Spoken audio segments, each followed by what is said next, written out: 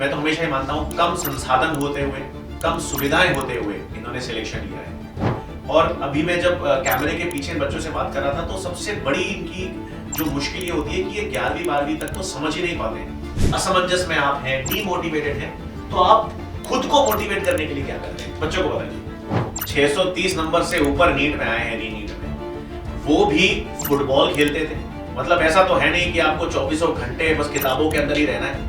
इन लोगों ने इतनी कठिन परिस्थितियों, 11वीं में कम सुविधाएं हैं, ठीक है, संसाधन कम है, 12वीं तक इनको समझ नहीं है, उसके बाद हेलो बच्चों, पीडब्ल्यू के नीट वाला हिंदी मीडियम चैनल में आप सब लोगों का बहुत बहुत स्वागत है। आज का दिन बहुत खास है और पीडब्ल्यू परिवार के लिए और स्पेशली मेरे लिए भी बहुत आनंदमय दिन है आज, क्योंकि मेरे साथ में नीट 2026 के, इनफैक्ट री नीट 2026 के सारे सिलेक्टेड बच्चे बैठे हैं।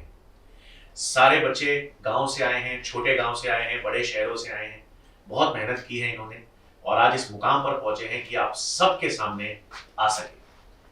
तो सबसे पहले तो बच्चों एक बार इंट्रोडक्शन लेते हैं और मैं चाहूंगा कि आप लोग घर पे बैठे हैं तो इन सबका अभिनंदन कीजिएगा, क्योंकि इन लोगों ने सिर्फ नीट ही नहीं, उसके 1-1.5 महीने बाद जो री नीट का एग्जाम है, जो इतने दबाव में, इतनी मुश्किल परिस्थितियों में इन्होंने क्लियर किया है और ये सिलेक्टेड स्टूडेंट्स हैं री नीट के। तो सबसे पहले आइए इनके इंट्रोडक्शन हम लेते हैं, इनका नाम जानते हैं, ये जानते हैं कि ये किस बैच से पढ़े हैं और कहां से आते हैं। सर, मेरा नाम दीपिका सुमन है और मैं कोटा राजस्थान से हूँ और मैं यकीन नीट हिंदी 1.0 से पढ़ी हूँ। Thank you sir. मेरा नाम अनीता कुमारी है, मैं पाली राजस्थान से हूँ और मैं यकीन नीट हिंदी 2.0 बैच से पढ़ी हुई हूँ। मेरा नाम अक्षिता मिश्रा है और मैं जयपुर राजस्थान से हूँ। मैंने अपनी नीट की प्रिपरेशन यकीन हिंदी 1.0 बैच से की है। मेरा नाम अमरदीप सिंह है, मैंने अपनी प्रिपरेशन यकीन नीट हिंदी 1.0 से की है और मैं फतेहपुर का रहने वाला हूँ। मेरा नाम जीवन प्रजापति है और मैं दौसा राजस्थान से हूँ और मैं यकीन नीट हिंदी 1.0 से पढ़ा हुआ हूँ। मेरा नाम शाहरुखता है, मैं उज्जैन के पास एक छोटे से गांव से हूँ और मैं यकीन हिंदी 1.0 हिंदी बैच से पढ़ा हूँ। मेरा नाम सत्यनारायण विश्वकर्मा है, मैं रीवा एमपी से हूँ और मैं यकीन 1.0 से पढ़ाई की है। मैं कमल जोधपुर से हूँ और मैं यकीन हिंदी 1.0 से पढ़ाई की थी। मेरा नाम शुभम वर्मा है, मैं तो राजस्थान से हूँ और मैंने यकीन 1.0 से पढ़ाई की। मेरा नाम आकाश कुमार है और मैं यूपी के डिस्ट्रिक्ट फरुखाबाद के एक गांव से हूँ और मैंने यकीन नीट हिंदी 1.0 से पढ़ाई की थी। तो देखा बच्चों आपने, मतलब भारत के प्रत्येक राज्य से, यूपी हो, एमपी हो, राजस्थान हो, सबके बच्चे हैं बच्चों। और इन सब हिंदी माध्यम बच्चों ने, मैं तो हमेशा ही मानता हूं, कम संसाधन होते हुए, कम सुविधाएं होते हुए इन्होंने सिलेक्शन लिया है। क्योंकि जब हम तुलना करते हैं तो हमेशा ही होता है कि सर इंग्लिश माध्यम बच्चे हैं, इंग्लिश माध्यम बच्चे तो 11वीं से तैयारी चालू कर देते हैं। और अभी मैं जब कैमरे के पीछे बच्चों से बात कर रहा था तो सबसे बड़ी इनकी जो मुश्किल ये होती है कि ये 11वीं 12वीं तक तो समझ ही नहीं पाते। 12वीं के बाद कितने ऐसे बच्चे हैं मेरे पास जो ये बताते हैं कि सर 12वीं के बाद तो हमें मालूम चला कि नीट एग्जाम होता है और फिर हमने तैयारी चालू करी। तो बच्चों आप समझो, इन लोगों ने इतनी कठिन परिस्थितियों में, 11वीं में कम सुविधाएं हैं, ठीक है, संसाधन कम है, 12वीं तक इनको समझ नहीं है, उसके बाद इन सबने साल भर मेहनत करी है और नीट क्लियर किया है। ठीक है, देखो पढ़ाई की बात तो हम करते ही रहते हैं। अब हर बच्चा जो है जो 550 से ऊपर नंबर लेकर आ रहा है, आपको पता ही होगा कि उन्होंने बहुत मेहनत की है। बट आज मैं आपके जरिए, मतलब स्टूडेंट्स के जरिए इनसे कुछ जानना चाहता हूँ। जैसे मैं अक्षिता जी सबसे पहले आपसे पूछूंगा कि आप लोग मेहनत करते हो, साल भर ईमानदारी से मेहनत करते हो, लेकिन बीच में बहुत बार ऐसा समय आता होगा जिसमें हम लोग ऐसे डीमोटिवेट हो जाते हैं, क्योंकि बच्चे भी हमको कमेंट्स में लिखते हैं कि सर आज थोड़ा मोटिवेशन दे दो। तो ठीक है, हम भी काफी बार मोटिवेट कर देते हैं, लेकिन फिर भी सेल्फ मोटिवेशन कैसे लाएं? मतलब जब आप लग रहा है कि यार मुझसे ये हो पाएगा नहीं हो पाएगा, असमंजस में आप हैं, डीमोटिवेटेड हैं, तो आप खुद को मोटिवेट करने के लिए क्या करते हैं? बच्चों को बताइए। सर, मेरे तो पहला टेस्ट लगा था जब फुल सिलेबस का, तो मेरे 150 नंबर आए थे 720 में से।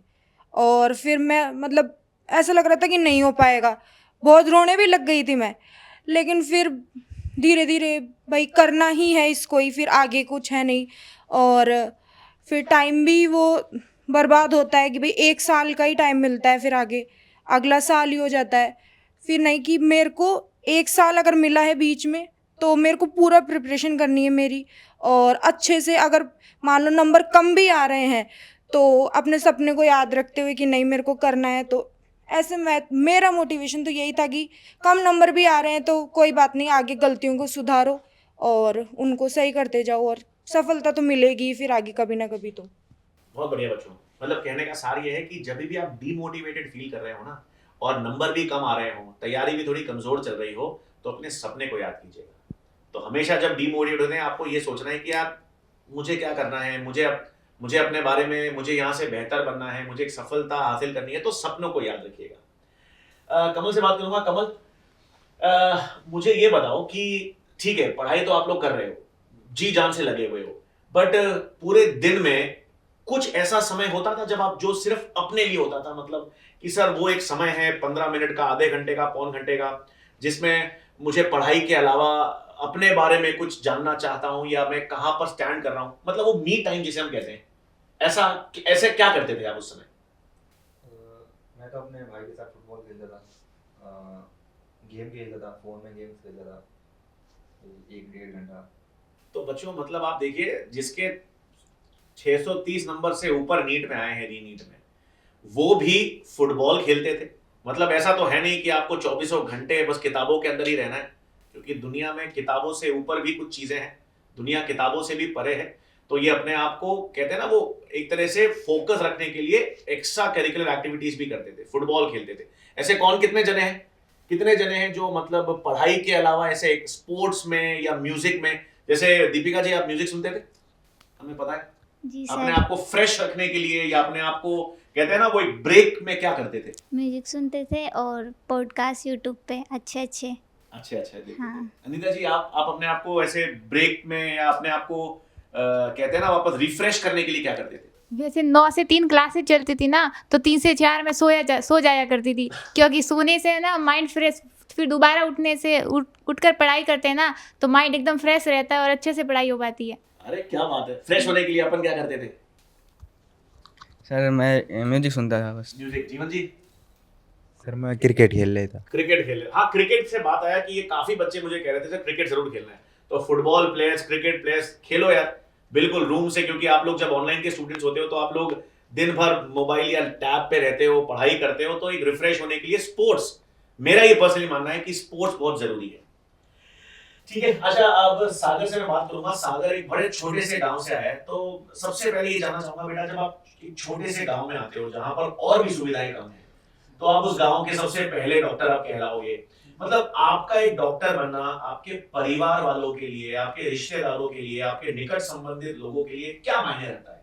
बहुत मायने रखता है, क्योंकि मतलब कोई हमारे परिवार में तो है नहीं डॉक्टर, तो बहुत लोगों की आशा है कि बच्चा अच्छा कर ले, और फैमिली में भी थोड़ी सी फाइनेंशियल दिक्कत है, तो सबको लगता है कि मतलब कुछ ना कुछ तो करना चाहिए, और लड़कों की तो वैसे भी दिक्कत रहती है, कुछ ना कुछ करना ही पड़ता है लड़कों को आगे करने के लिए अपनी परिवार को, तो मतलब परिवार के लिए तो बहुत अच्छी बात है कि मैं डॉक्टर बन जाऊँ। बहुत बढ़िया। ये सागर ने मुझे एक दिन पहले भी कहा था कि सर मेरे घर की जो है आर्थिक स्थिति इतनी अच्छी नहीं है, फाइनेंसिस का प्रॉब्लम है, और अब क्योंकि मैं डॉक्टर बन गया हूँ, अब मैं मतलब नीट क्लियर कर लिया है, तो अब मेरा ये दायित्व है कि मैं अपने परिवार वालों के लिए कुछ करूँ। तो बच्चों एक चीज हमेशा याद रखें, यहाँ पे जितने बच्चे भी बैठे हैं, ये सब अभी तक तो क्या है बच्चों, परिवार वालों ने इनके लिए किया है, इनके माता पिताओं ने इतने बलिदान दिए होंगे, इतने सैक्रिफाइसेस किए होंगे, अब इनके पास वो समय आया है कि अब ये वापस रिटर्न कर सके। अब इनकी ये दायित्व है, इनकी ये रिस्पॉन्सिबिलिटी है कि ये अपने परिवार वालों को, अपने माता पिता को वो चीजें दे सके जो शायद उनके जीवन में ना हो, है ना? तो बेटा आप बताओ, क्या आपने क्या सोचा है कि अब सर एमबीबीएस तो मेरा आपने एडमिशन ले लिया, माता पिता के लिए क्या कुछ सोचा है आपने? सर माता पिता के लिए तो बहुत सोचा है, मेरे लिए वही मोटिवेशन है। मैं सब गांव से आता हूँ, मेरे माता पिता खेत में काम करते हैं और मैं भी साथ में जाता था, तो मेरे लिए वही मोटिवेशन होता था। और मेरी सर सिस्टर भी हैं, वो भी साथ में काम करती थी, तो यही है, मैं अब उन्हीं के लिए कुछ करना चाहता हूँ। बहुत बढ़िया। मतलब देखिए बच्चों, जितनी भी स्टोरीज आ रही, जितनी भी कहानियां हैं, हर कहानी में कोई ना कोई आर्थिक दबाव है, कोई ना कोई परेशानी है, सब जूझ रहे हैं बच्चों, सब संघर्ष कर रहे हैं। और सबसे बड़ी बात ये, इस संघर्ष, इस जूझने के बाद जो सफलता है ना, एक चीज मैं जरूर जानना चाहूंगा आपसे बेटा, मुझे आप एक चीज बताइए कि जब इतना संघर्ष है, जब इतना मुश्किलें हैं, उस मुश्किल और संघर्ष से पार करके जब आप मतलब उस एक मुकाम को हासिल करते हैं, तो वो फीलिंग कैसी आती है? सर बहुत अच्छा लगता है। बताओ, बच्चों को जानना चाहते हैं कि वो फील, मुझे ये जानना है कि सर नीट का रिजल्ट आया, सर नीट हमने क्लियर कर ली, उसके बाद जो भावना है ना, वो बताओ यार इन बच्चों को। नहीं, बहुत अच्छा लगता है सर। तुमसे लोग आप पे आ जाते हैं और बहुत अच्छी रिस्पेक्ट बन जाती है, और अपने को और घर वाले और सब फैमिली रिश्तेदार अच्छे सोचते हैं, अच्छा मतलब करेगा लड़का, अच्छा कर रहा है तरक्की अपनी लाइफ में। जी सर। अच्छा, एक चीज और है, एक चीज जो मैं हमेशा कहता हूँ, मतलब उसको मजाक के तौर पे लेते हैं लोग, कि क्या होता है कि जब तक आदमी कुछ कर नहीं लेता, मतलब जब तक आप तैयारी कर रहे हैं ना, मेरे ख्याल से गालियां वालियां पड़ती हैं, ठीक है ना, आपकी कमियां आपको गिनाई जाती हैं, मतलब मेरे ख्याल से ज्यादा सो गए, ज्यादा क्यों सो गए, पढ़ना नहीं है, थोड़ा 2 घंटा ज्यादा बाहर खेल कर आ गए, दिमाग खराब हो गया, कहाँ बाहर खेल कर आ रहे हो। तो ऐसा कौन बताएगा मुझे, आप बताओ कि ऐसा होता था कि घर में डांट वाट पड़ती थी कि सर ये ज्यादा सो गया है, या ज्यादा खेल लिया है, या आज पूरे दिन नहीं पढ़ा है, तो ऐसा होता था बेटा? ऐसा तो सर मेरे साथ तो नहीं हुआ, क्योंकि जैसे कि मंडे से शुरू होती थी हमारी क्लासें, संडे के बाद में तो पूरे शनिवार तक तो पढ़ते थे, और शनिवार के बाद संडे आता तो संडे के दिन हम और मेरे मतलब परिवार में भी और भी है तो खेलने जाते थे। तो घर वालों को तो पता था कि पूरे दिन तो पढ़ते हैं, तो 2-3 घंटे संडे को खेलने तो कुछ नहीं होगा, मतलब माइंड भी फ्रेश हो जाता था। बट मोहल्ले वाले तो कहते भी थे कि पिछले साल जैसे मेरे 422 मार्क्स थे तो बोल रहे थे कि BHMS कर ले, यूनानी कर ले, या BSc नर्सिंग कर ले, बट मैंने वो नहीं सुना कि मुझे तो MBBS ही करना था, तो उनको मैंने इग्नोर किया और शायद आज तक मैं यहाँ पर हूँ। मतलब बच्चों इग्नोर किया है और डटे रहे हैं। इसी पर एक कहानी हमको जीवन जी भी सुनाना चाहते हैं। जीवन जी बताइए।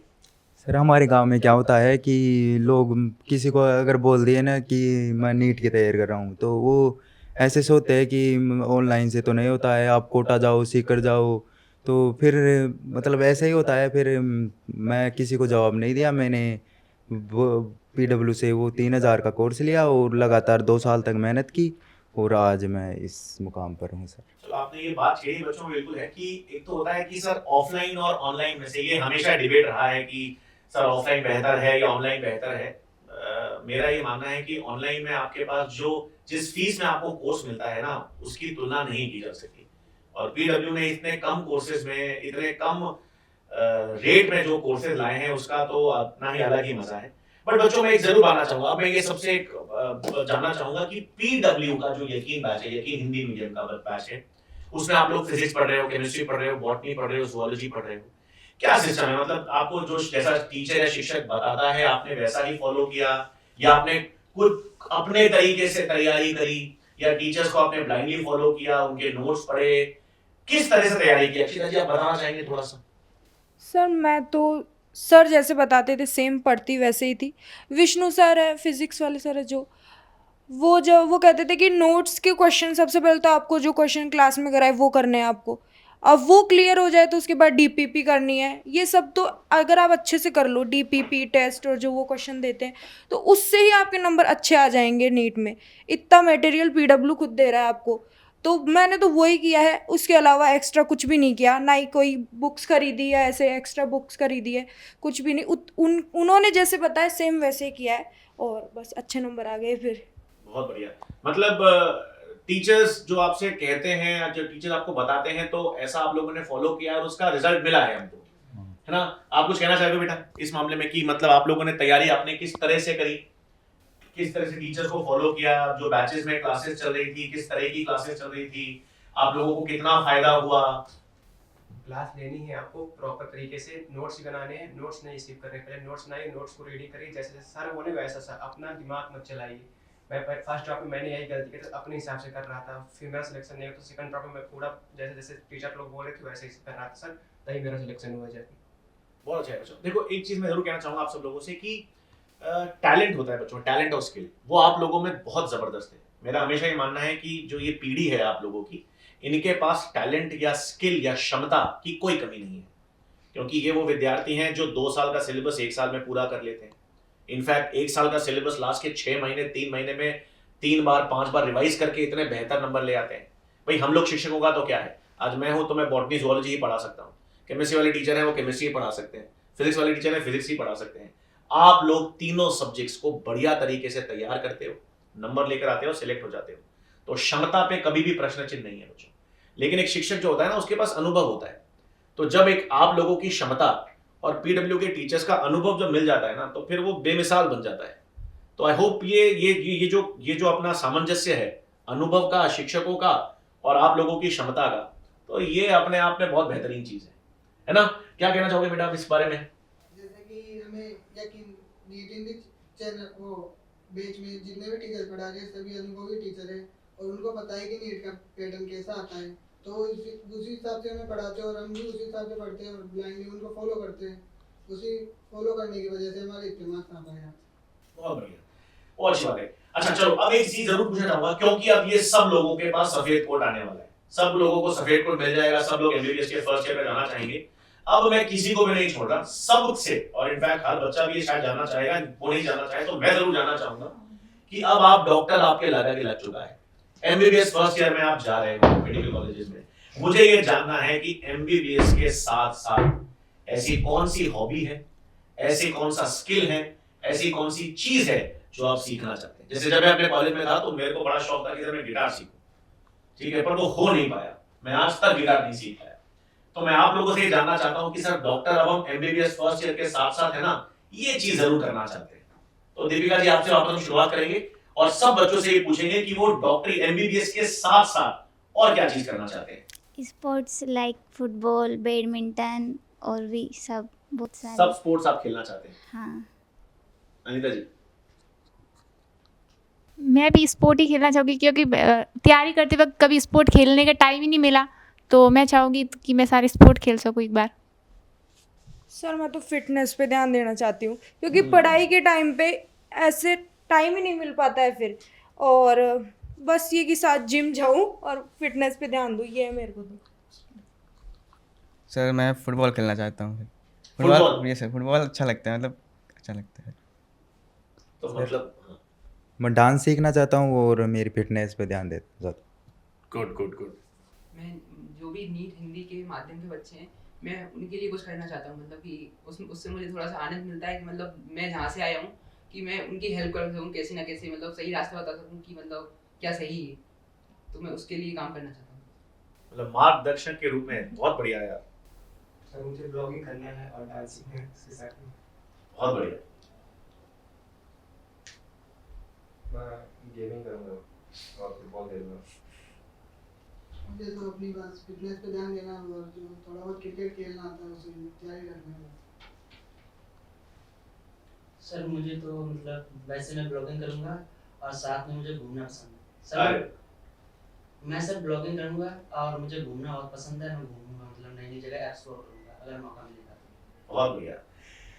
तो बस अंतिम बच्चों, मैं लास्ट में आप लोगों से दो चीजें जानना चाहूंगा जरूर कि आपकी सारी सफलता में माता पिता का और एक पीडब्ल्यू के टीचर का कितना हाथ रहा है, ये जरूर अगली बार बता दीजिए बच्चों को, क्योंकि सबसे पहले माता पिता का जो महत्व है ना, वो आप लोगों से ज्यादा कोई नहीं जान सकता। तो एक भले ही कम शब्दों में आप बोलना चाहें या ज्यादा शब्दों में बोलना चाहें, आपके जीवन में आपकी सफलता में पीडब्ल्यू कितना महत्वपूर्ण आपके लिए रहा है और माता पिता आपके लिए कितने महत्वपूर्ण रहे हैं, हम वहां से शुरुआत करते हैं। सर मेरे जीवन में तो माता पिता का बहुत योगदान है, मतलब माता पिता ने तो बहुत किया है मेरे लिए और मेरी सिस्टर्स ने भी बहुत किया है। मतलब सभी का होता है कि भाई सिस्टर्स को पढ़ाता है, लेकिन मेरी बहन ने मुझे पढ़ाया है, वो मुझसे बड़ी थी तो उन्होंने मेरे लिए बहुत मेहनत की है और मुझे यहाँ तक पहुँचाया है। मम्मी पापा का तो योगदान जैसे मैं क्लासे लेता था वगैरह, तो खाना वगैरह सब कुछ जो मैं टेबल पे वहाँ पर ही आ जाता था। मैं वैसे तो लाइब्रेरी जाता था, लाइब्रेरी भी टिफिन लेकर आ जाते थे और मुझे किसी भी काम के लिए नहीं टोका। आज मतलब मैं 19 साल का हो गया लेकिन मैंने आज तक खुद के कपड़े तक नहीं धोए, तो इससे ज़्यादा तो क्या योगदान हो सकता है। और इतना पढ़ा दिया। और पीडब्ल्यू का योगदान तो यही कि हमें 3,500 रुपये बेचते एक डॉक्टर बना दिया, जहाँ पर हमें कोटा में अगर तैयारी करने के लिए जाए तो 1.5 लाख रुपये लगते हैं और वहीं पर ही हमें 3,500 रुपये या 3,000 रुपये में बेच मिला और सिलेक्शन भी हो गया। योगदान बहुत रहा है, मतलब वो जो स्ट्रगल चाहिए होता है वो करना नहीं पड़ा, फुल टाइम पढ़ने को ही मिलता था, पढ़ लिए, ज़्यादा स्ट्रगल नहीं किया था और बैच बहुत ही सच्चे में और पढ़ाई बहुत अच्छी है, तो फिर थैंक यू। सर इसमें मेरा भैया का रोल बहुत रहा है। वो बोले तुम केवल पढ़ो, बाकी सब मैं संभाल लूँगा। माता पिता का रोल था कि फैमिली का भी अच्छा कर रहा है, बहन लोग का। Thank you. माता पिता का बहुत ज़्यादा रोल रहा है। तो मेरे पापा थे, वो फेरी लगाते थे, मतलब कपड़े की फेरी लगाने जाते थे। तो उस टाइम पापा का एक ऐसा टाइम भी था जिस पे पापा की जो मोतियाबिंद हो गया था पापा की आंखों में। तो उस ऐसी कंडीशन आ गई थी कि मतलब पापा अपनी काम पे नहीं जा पा रहे थे। तो उस टाइम पे रिलेटिव्स ने बोला कि मतलब सागर घर पे अकेला है, जो 19-18 साल का हो गया है, काम करने के लायक भी हो गया है, तो उसे कहीं काम करवा के लिए घर के खर्चे के लिए भेज दीजिए। लेकिन मेरे पापा बिल्कुल अड़े रहे कि उसकी पढ़ाई में कोई मतलब परेशानी होगी, मैं उसकी पूरी पढ़ाई करवाऊंगा, भले मुझे कुछ भी कहीं से भी उठा धराई करके लेना पड़े पैसा वैसा। तो पापा ने तो मेरे लिए बहुत कुछ किया और मम्मा ने भी बहुत ज़्यादा किया। मम्मा मेरी स्कूल में काम करने के लिए जाती थी, मतलब कि मेरी और दीदी की दोनों की मतलब जो तैयारी है वो अच्छी बनी रहे, इसलिए मम्मा पापा ने बहुत ज़्यादा किया। मतलब आज तक घर में कोई भी काम मुझसे नहीं कराया, क्योंकि मैं तो घर का इकलौता था वैसे ही लड़का, तो मुझसे तो आज तक कोई भी काम नहीं कराया। तो और फैकल्टी तो पूछो ही मत, जो 3000 में जो बैच मिल रहा है वो, मैं बोला कोटा में भी ऐसा बैच नहीं मिल सकता है जो इतना सारा कंटेंट कराती है। जो हमारी पीडब्ल्यू की जो फैकल्टी है वो कंटेंट इतने कम दामों में कहीं भी नहीं मिल सकता। Thank you. सर माता पिता का रोल तो था ही, लेकिन मेरे भैया का सबसे ज़्यादा रोल था। उन्होंने बोला कि तू कुछ भी काम मत कर, बस पढ़, लाइब्रेरी जा मस्त, और कुछ भी काम मत कर, और पैसे वैसे की ज़रूरत पड़े तो बोल देना। सर माता पिता का योगदान तो होता ही है मेरे में, पर बड़े पापा ने योगदान बहुत दिया है। सर वो मेरा ये सेकेंड ड्रॉप है, और फर्स्ट ड्रॉप में मेरे कम नंबर आए थे, तो उन्होंने मोटिवेट किया और बोला कि एक चांस और बनता है। तो सर और पीडब्ल्यू के टीचर्स तो हैं ही। सर मम्मी पापा का तो रोल रहता ही है, क्योंकि अगर कोई बच्चा नीट की तैयारी कर रहा है तो केवल वो ही नहीं, उसके घर वाले भी एक तरीके से तैयारी कर रहे होते हैं, क्योंकि अगल बगल वाले ही पूछते हैं कि तेरे बच्चे ने क्या किया, कितने मार्क्स आए। अगर वो सफल नहीं हो पाता तो मम्मी पापा को ज़्यादा सुनना पड़ता है। और टीचर्स की तो ये है कि टीचर्स के साथ के बिना तो पास ही नहीं हो सकते हम, मार्गदर्शन के बिना वही पढ़ाएंगे तो पास ही इसलिए हो पाएंगे। तो और खुद की तैयारी तो मतलब 20% 80% तो इन सब का ही योगदान होता है। मेरी पढ़ाई में मेरे मम्मी पापा का बहुत योगदान है। चाहे घर में कुछ भी काम हो, मेरे से बोलते ही नहीं थे, तू बस अपनी पढ़ाई पे फोकस कर। और मेरा भाई मुझसे छोटा है, लेकिन मुझसे ज़्यादा मेरी पढ़ाई का फिक्र सिर्फ उसी को रहता था। वो बस यही कहता था कि तू सिर्फ पढ़। और टीचर्स भी बहुत अच्छा पढ़ाते हैं, इस ऐसे टीचर कहीं मिल ही नहीं सकते, बहुत अच्छा पढ़ाते हैं। और थैंक यू सभी पीडब्ल्यू के टीचर्स को। सर पेरेंट्स का तो बहुत बड़ा रोल रहता है कि जब एक बच्चा प्रिपरेशन करता है तो उसके साथ साथ उसके मम्मी पापा की भी प्रिपरेशन होती है। वो साथ में मेरी पूरी फैमिली ने मुझे बहुत सपोर्ट किया। मुझे तो सर सुबह सुबह ही लाइब्रेरी भेज दिया जाता था कि तू वहाँ पे रहे, फिर रात को लेने आते थे और बस पढ़ ले तू तो बस, और कुछ भी मत कर, बस पढ़ने दिया जाता था। साथ ही साथ पीडब्ल्यू के टीचर्स ने सिर्फ पढ़ाई में ही नहीं सर, मुझे इमोशनली भी बहुत सपोर्ट किया। जब मैं डीमोटिवेट होती थी तो टीचर से बात करती थी और उनसे बात करके वापस से मुझे मोटिवेट करते थे वो। थैंक यू सो मच, बहुत बहुत थैंक यू। तो बच्चों देखा आपने, इस पूरे पॉडकास्ट का उद्देश्य यही था कि आप लोगों को इन बच्चों से मिला सके जो सफल हुए हैं, ताकि आप लोगों को घर बैठे एक मोटिवेशन मिल सके कि हाँ यार, अगर ये बच्चे कम संसाधन होने पर, कम सुविधाएं होने पर, छोटे से गांव से आने पर इस मुकाम को हासिल कर सकते हैं तो आप भी कर सकते हैं। और इस मुकाम को हासिल करने में आपके माता पिता, आपका परिवार आपके हमेशा साथ रहता है। और पीडब्ल्यू का भी हर एक जो शिक्षक है वो इसी जद्दोजहद में है कि आप लोगों को आसान से आसान करके चीज़ें बताई जाएं, नाम मात्र के शुल्क में आप लोगों को नीट की तैयारी कराई जाए। और इसी उद्देश्य से बच्चों ये पॉडकास्ट है। आई होप आप सब लोगों को बढ़िया लगा होगा। कुछ भी आपके कमेंट्स हैं या सवाल हैं तो ज़रूर आप अपने कमेंट सेक्शन में लिखिएगा। ठीक है बच्चों, सबको बहुत बहुत धन्यवाद। Thank you very much.